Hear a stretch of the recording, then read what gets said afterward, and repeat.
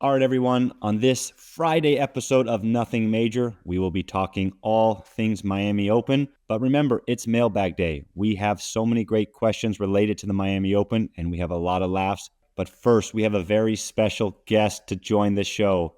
Sam has no idea, but his wife, Abby, joins in. It is the 10-year anniversary of when Sam decided to slide into her DMs with an absolute just smooth message. I think nothing gets better than this. Luckily for Sam, it all worked out. And here we go. Let's get into the show.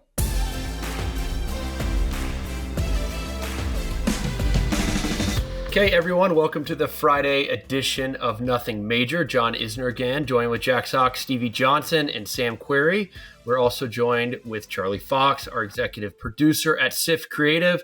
And we are going to start the pod with a very special guest, and she just popped on. None other than Sam Query's significant other, best friend, and wife, Abby Query. Abby, thank you for joining Nothing Major. This is very special. I have to admit that myself, Stevie, and Jack knew a little bit ahead of time that you were coming on. Sam did not, clearly. No, you're just downstairs right now? Yeah. That's very why sneaky. The kids are watching an iPad. I know. Welcome to Nothing Major. Kids are occupied, so all good. Thank you. What are we bringing her on for? Is this like a special edition of Gossip Corner? This is an archive edition of Gossip Corner for Sam. So Sam, do you know what yesterday was? March 24th. Nope. Yeah, it was our anniversary. I thought our anniversary was in June. But yesterday was the 10-year anniversary of you sliding into my DMs. Okay. And I sent Charlie the original picture, and I don't know if the three of you have seen it. We have. That Sam used. Do you remember the picture? Yeah, fishing. Or me holding a fish. Can we read the DM from Sam? Here we go. This is beautiful. Yes. Oh, check this out. March 24, 2015 said, I just wanted to say hi and that you seem really cool. Hope you like the picture of me and the fish. Not my best line. He double hit her. Really cool. Gosh, Hope you like the so picture smooth. of me and the fish. Not my best line. Well, it took me a while to respond because I opened it and then I was like, what do you do with this? Like I didn't know what to say. I mean, is this what Sam's doing to our guest? I'm sure this is why we're not landing anyone. Did you send the fish picture to McConaughey? You should send a picture of you smoking some on the green egg to McConaughey. That would be smart. I should send the same thing to McConaughey. It's almost like you could tell Sam wasn't like a smooth operator, right? Which is a good thing. I think that's why I responded. Yeah, no, and it's very endearing. That is Sam. Like that message and that opening message to you and that picture is like quintessential Sam. Yeah, I'm not like, hey, what's up, girl? How you doing? Like, I'm going to be in Miami Friday night. That wouldn't have gone well. And I will say when I met him in person 3 months after this, he was exactly the same as he was in these messages. So that was nice. Exactly. Because that's him. Like, that's real. Yeah. Very unsmooth, very confusing. We were like Shelton and Trinity Rodman just 10 years prior. Yeah. And it was funny because you brought that up and you were like, no, it's web flirting. Like you didn't know what it was, but that's how. Well, it's a little different now. I don't know why, but like because there were no blue check marks back then. No one followed anyone. It was a different world. Well, a 10-year anniversary. Congratulations to you guys. And Sam forgot it. I didn't get you anything. I know. We went to Costco though, so it's fine. I love how nervous Sam was getting when you asked him what the anniversary was for. Well, because I thought he might have thought that it really was our wedding anniversary and he forgot. We had a babysitter last night, like didn't have any plans, so we rolled around Costco at like 6 p.m. for like an hour and got paper towels. Pretty good way to celebrate. You guys enjoy the rest of your episode, but thank you, Abby. All right, thanks, Abby. I'll see you in a bit. Bye. All right, perfect. All right, it's some more Miami talk. We're going to talk a little bit about our experiences in Miami. We're going to do that first, and then after that, we're going to go over a lot of our mailbag questions that were submitted from our fans that we really, really appreciate. They were submitted on our website, nothingmajorshow.com, which is the best way to ask us questions if you want to do so. But let's talk first about our experiences in Miami. Off the top of my head, you three, I do not know what y'all's best ever result there. Maybe Jack, you made a semifinal there. Quarter. Quarter. So would y'all say, and I'll start with you, Jack, because I don't think Stevie or Sam ever made a quarterfinal there. Did you enjoy playing in Miami, Jack? And apart from that one quarterfinal, how were your results other than that? Very average, I would say. I feel like I was probably a second, third round guy most of the time. I always had a little bit of trouble going down there from the desert into those conditions, sweating as much as I do, and felt like I did sometimes get a little gas there more than other places. But yeah, when it was on Key Biscayne, I absolutely loved it. I played at their Hard Rock, the new venue. I think I might have played there twice. But yeah, the old venue was awesome. Played Rafa in the quarters there when I lost. Obviously he had massive crowd support, but yeah, I liked the tournament, but never did like that great. Yeah, I always stunk in Miami. I was decent at Crane Park, but I think I won maybe one match at the Hard Rock Stadium. I don't know what it was. I just didn't like going there. I just was bad. All things considered, I was a terrible, terrible Miami Open player, but did all right in Key Biscayne a couple of years. I can't remember. I lost to Berdych one year either. It was like I think it was third round or fourth round, but yeah, it just wasn't my favorite event. I had a hard time transitioning from Indian Wells. I think I was always on such a high at Indian Wells, and then mentally I was just in such a low place in Miami for some reason. So for me, it was just not my favorite tournament, and I did poorly there from the 2012 to 2023 or 24, whatever the last year I played it. Same with me. I feel like I always went into it with like a bad attitude. Yeah, Stevie, you too. You know what I'm talking about. I would literally ask to go play at like 11 in the morning so I can catch a night flight. That's how bad it was. I wouldn't quite take it that far, but I did go in. I feel like I went from Indian Wells, best tournament, and like I just never went there with like a good mindset. Like it's just like, I got to go to Miami. I stayed in a different hotel like every year. I never knew really where to stay. And if you don't go into a tournament with a good mindset, like you don't have a chance. You're already like handicapping yourself. I probably played Miami 16 or 17 times and never beat anyone in the top 50 ever. Like that is a terrible stat. And that is because I went into it with a bad attitude for 16 straight years.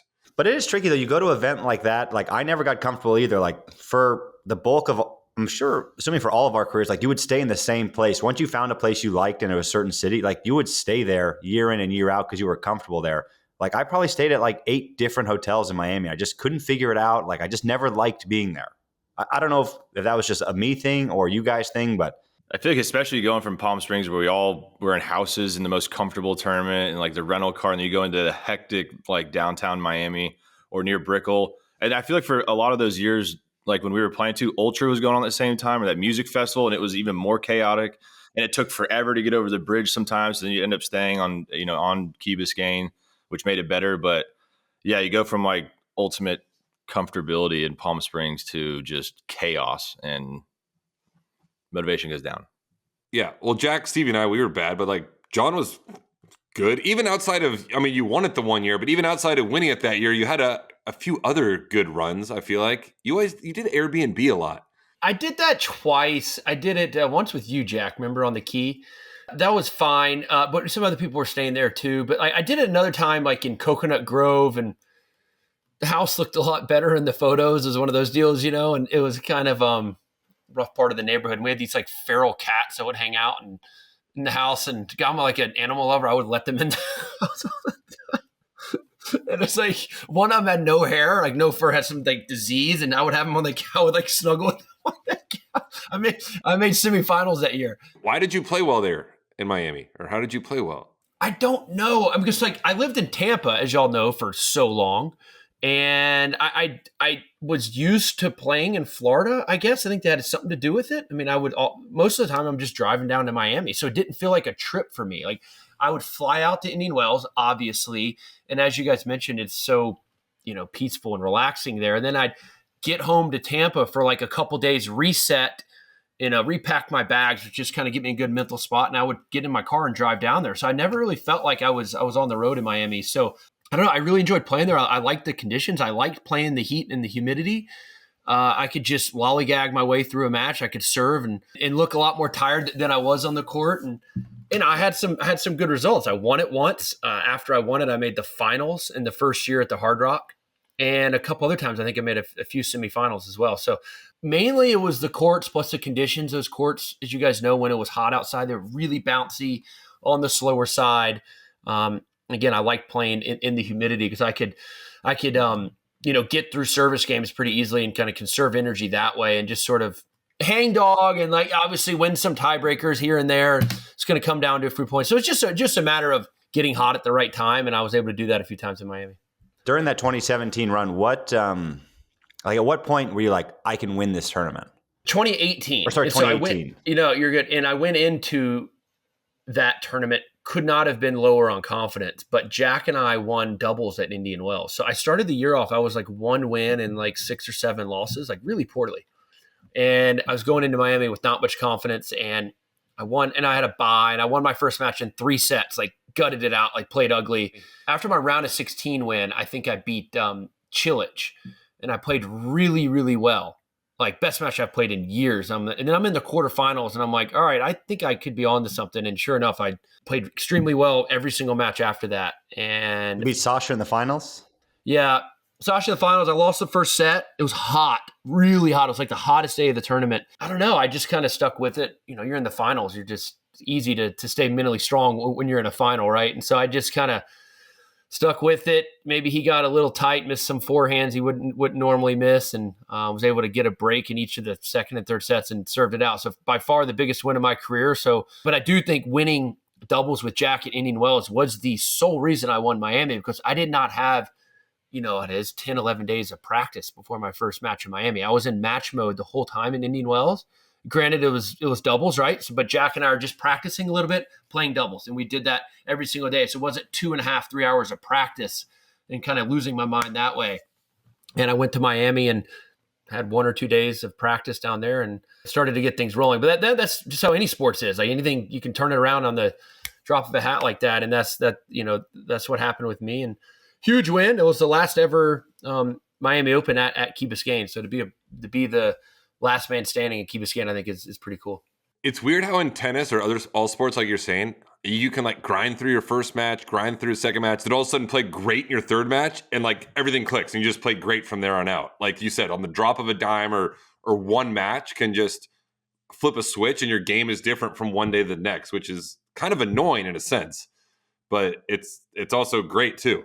Yeah, but outside of like the big three, like I feel like every one of us, if you go through any of our titles, there was always a match or two that like you shouldn't have won, you greased it out, you had to get through some bit of adversity at some point to get, like there was no way that you just started a tournament, won, if it was a draw of 32, 10 straight sets and we're like, okay, title. Like that's just wasn't in the cards for 99% of the guys.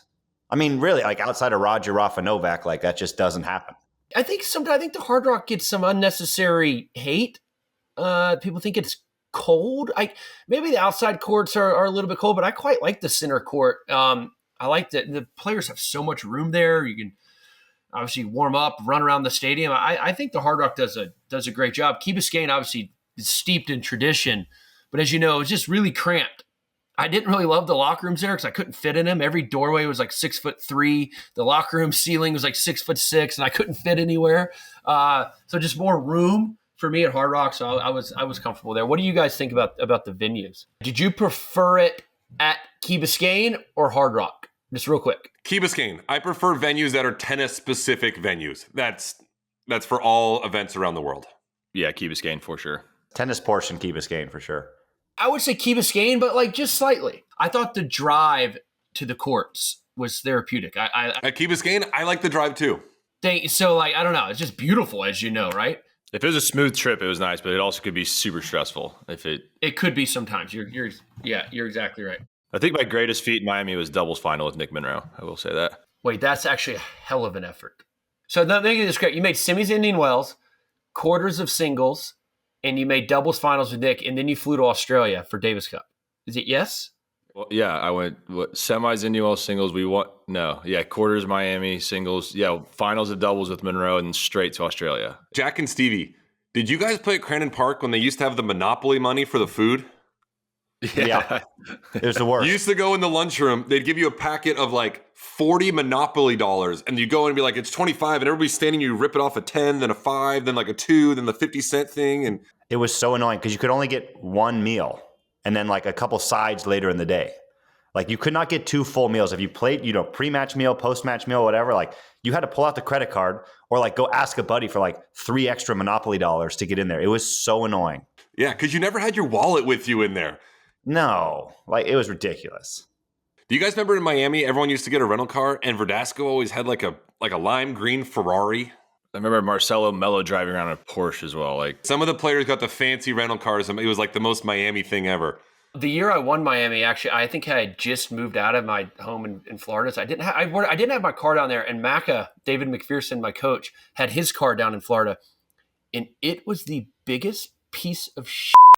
We were going to the courts every day in like this 1993 like Mercedes that I couldn't fit in. Ended up winning the tournament every single year, like Verdasco and we're pulling into the things like clunking along and back is like no AC. But a little bit of context for Macker there, he would also bring like a travel carry-on suitcase to like a 9-week Europe trip. Like he was not a man that like splurged on anything. Like it was like, bring 2 shirts, 2 shorts, and like, I'll just wash them every day and like, we're good. Like he was a simple man. All right. Mailbag time. We had a lot of questions submitted, so we appreciate that. First one I see, very first one I see is from username D's Nuts. What is going on with Big Foe? 2 outbursts within the year. Sam, what do you think's going on with Big Foe? Or is there anything going on, or is he going to be fine? I don't think anything like of serious concerns going on. He's just having a bit of a rough patch for a player of his caliber at the moment. Last summer he finaled Cincy and then semifinaled the US Open. So he had like kind of a good little pop there late in the summer, and his bar was set really high, and he just struggled to find that form again. And I think he, as a top player, sometimes you like feel that pressure to put up the results over and over. And when you start the year off like he has, kind of losing early in a handful of tournaments, it starts to creep into your mind, like the doubt. The beauty with tennis is you get a fresh start with every tournament. At any moment here, he can go into a tournament and pop a final or win a tournament, even if that's a 250, and he's back. So, he could go to Houston, final win it. He can go to Estoril, final win it. And I think Francis bounces back. He just needs to find that 1 week, that one little spark to get him going. We have one here from Dom. This question is for Sam in Gossip Corner. Comparing the Indian Wells and Miami Masters, have you noticed the extra buzz and noise from the Miami Open fans given Miami is considered the 5th slam? I'm glad you brought this up, because take Joao Fonseca out this year, none of this happens. This is a one-off year. This is all because of Joao Fonseca. Without him, this tournament is not have this mania that it's going through right now. This is like a one-man issue, and it's Joao Fonseca. So it's a pretty simple answer. So what, John, you think just Miami Open, the buzz around it is just more than Indian Wells? This year for sure it is. This year for sure, but it's only because of Joao Fonseca.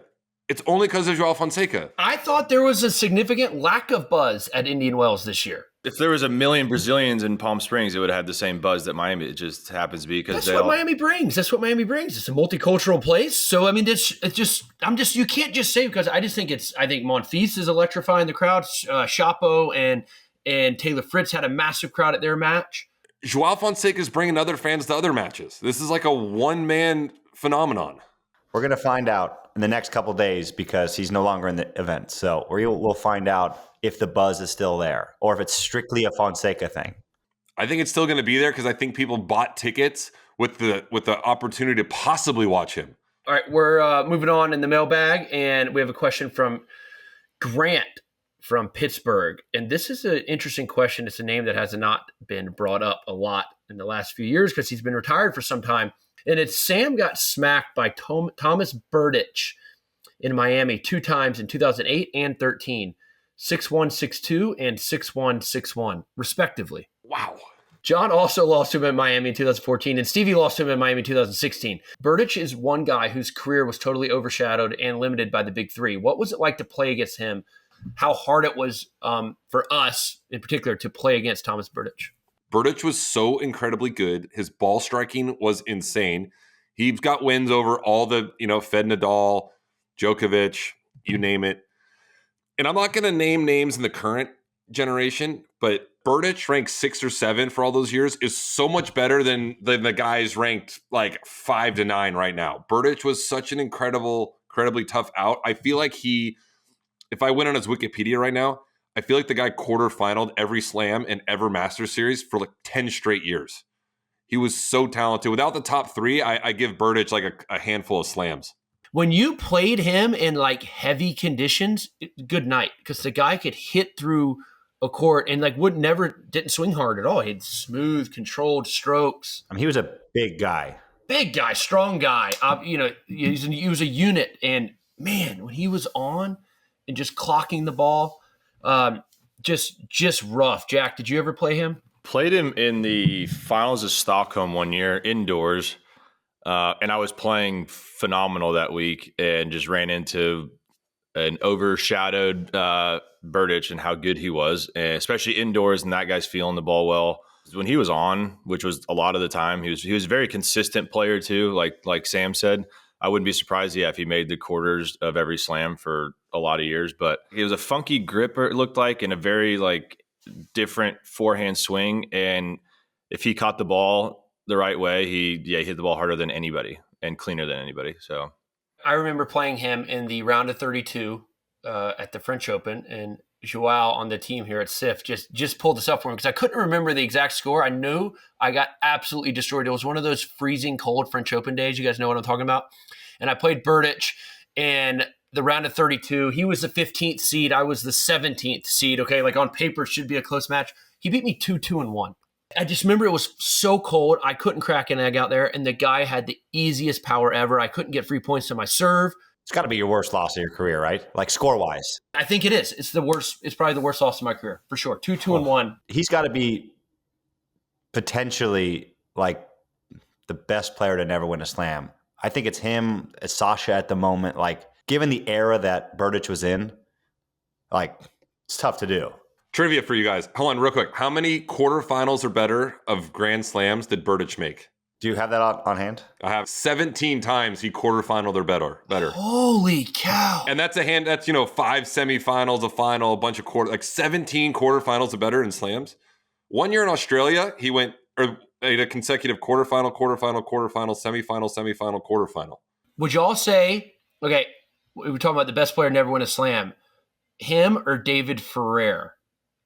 Who would you say is, if you had to choose one? I'm going Berdych. I'm taking Ferrer on clay, but like Berdych on grass and then hard. Yeah, definitely grass. But overall, I'm just going Berdych because Berdych could get it on any surface. Ferrer wasn't going to get you on grass. How many quarterfinals or better at slams did David Ferrer have? I'll say 12. Ferrer had 17. No, no way. That's a good question. Also 5 semifinals and 1 final. They have the exact same amount of semifinals, quarterfinals, and finals at slams. Can't even ask the question. They're equal level. Not one's better than the other. I don't have the username in front of me, but if there's a current tournament that's not a Master Series, which current tournament that isn't a Master Series should be a Master Series? Queens. Grass deserves a Master Series. Queens Club. I mean, obviously, the facility needs to get bigger, right? Like to host a 128 draw with buys, but still, like Queens Club deserves a Master Series, and the grass season deserves a Master Series. It's short. The guys who like to play on grass don't get rewarded with no Master Series. So I would like to see that one be a big one. Jack, John, you guys feel the same? Is that the obvious answer? Yeah, I'm trying to say, probably Queens. I think if you deserves, probably Queens, but I think Dallas could be a Master Series. I mean, we haven't played the new venue. No, just because partnerships matter. You partner with the Dallas Cowboys. If anyone can support a Master Series event, it's a brand like that. So I thought you were maybe going to say Rio, and that's not because of Joao Fonseca. But there's no Master Series in South America, and they're, again, like John said this a couple weeks ago, their fan base is the most passionate in the world. But ultimately, I kind of agree with Stevie. Queens probably is the one that's the closest to a Master Series right now. That's not a Master Series. This is from Melinda Fadden. This is a pet peeve of mine. I literally hated this every single time you'd walk out to a court. The question is, why do tournaments have the players walk on court awkwardly holding a child's hand? It's so cringy. Do the players like doing that? Absolutely not. I hate it. I would like to walk side by side with them, fine, but I would also like to carry my own bag. I hate it when you put the bag on the kid's back. It's like dragging you on the ground. I don't know. It's just like a silly look to me. I don't like it. Like, I hated it. Like, I wish they would get rid of that. They can walk out there with you, but like, just walk side by side. Like, that's it. Like, don't feel obligated to hold the bag, hold the hand, do anything like that. It was not something I enjoyed doing. I couldn't agree more. It's only tennis and European football that do that. Like the football guys, they always hold hands. Yeah, it's a bad look. It makes you look bad, even though the tournament's making you do it. Yeah, I think the Europeans probably don't mind it because it's a football tradition. But us Americans, no way, man. Like, I want to carry my own bag. Like, you want to have something. You feel naked, walk on the court with nothing. Stockholm was the weirdest vibes for that, I feel like, too, because they would do that. It would be super dark in there, and the kid has this like thing, and then they do the smoke in your face as soon as you walk on the court, and like I feel like the kid was like stumble with the bag on. I'm like, this is a horrible look. Yeah. All right, we have a question from Andre, and this just goes to show how far-reaching Nothing Major is. Is this on Andre Agassi? Andre from Namibia. Wow. All the way from Africa. This is what Nothing Major does. We're a global pod.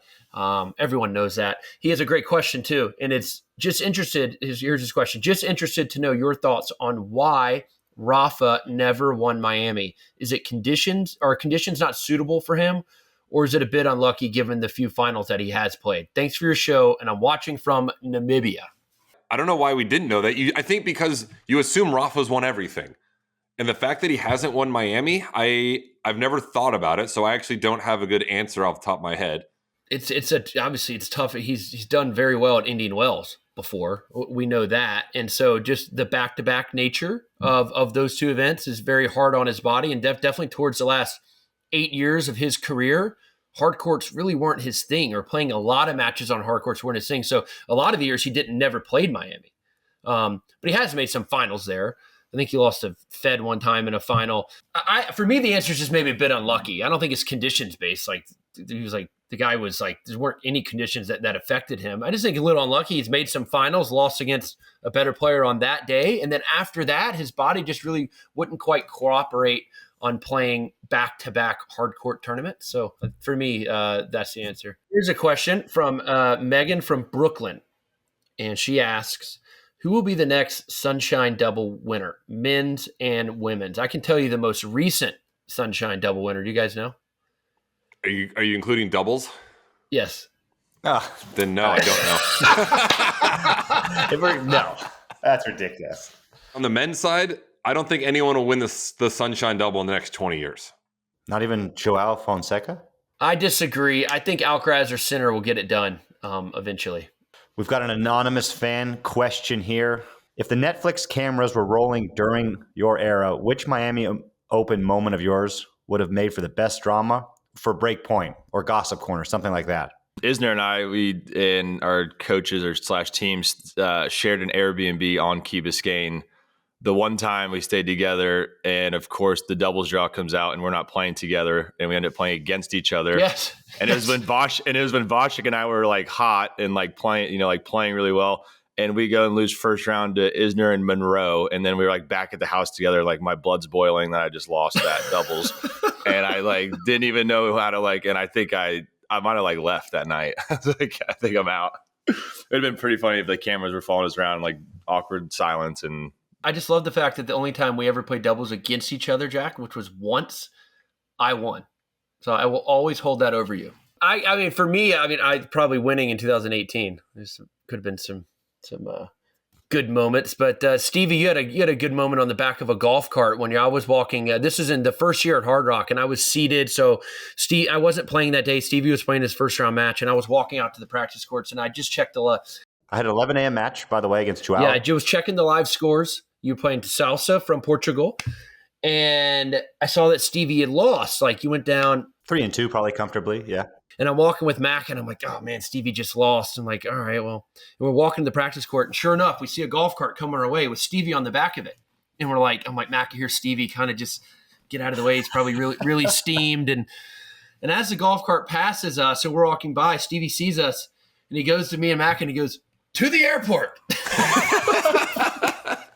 It was the funniest thing. It was like 12:15 p.m. It was like the first day of the tournament. I was gone, dude. Yeah.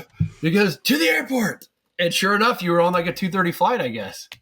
Basically, I went right back. I asked the golf cart to just drive me to the hotel. I was like, don't even go to the locker room. I'll leave all my stuff here. Just get me to the hotel, throw some stuff in the bag, and just drive to the airport, and I'll buy a flight on the way there. And I'm glad that John got to see it, because I will always remember that. That's the only memory I have in Miami that's of any note. All right, everyone, that is a wrap for another episode of Nothing Major. Be sure to follow us wherever you get your podcasts. Spotify, Apple Podcasts. There's a million others. Go follow us. And remember, our new website, nothingmajorshow.com. That is where all of the information, you can submit questions, etc. But we are going to end with roasting a fan, I believe. So that's going to be a new way to end the show this week. So let's get into it. Oh, not too bad. Lazy feet. We got to get them feet A going. little stiff, I would say, Yeah, but not like too move bad. your Good feet. forehand. He's trying to look cool. Look at him come to the net. Oh, crap volley. What do you mean? That was a buttery drop shot winner, but I like the forehands. Good setup, good turn. A little stiff, though. I would say just he's a little stiff out there today, but great backdrop. Got the beautiful trees in the background. It's a good place to play some tennis. He's trying to just look so cool with the volley. Just move your Does look feet cool, though. and stick the volley. Oh, you never does, stuck yeah, the you're right. volley He in your does look career, cool. dude. Does Luis have a better backhand volley than me, Stevie? So far, yeah. I've seen one, yeah. I've seen one, and yes. All right, everyone, for all you audio listeners, that was an interesting way to end a podcast. You're not going to get that if you're listening to it, but head over to the YouTube page and watch Luis hit a couple good forehands and a sweet backhand volley. Just another great show. Enjoyed it, boys.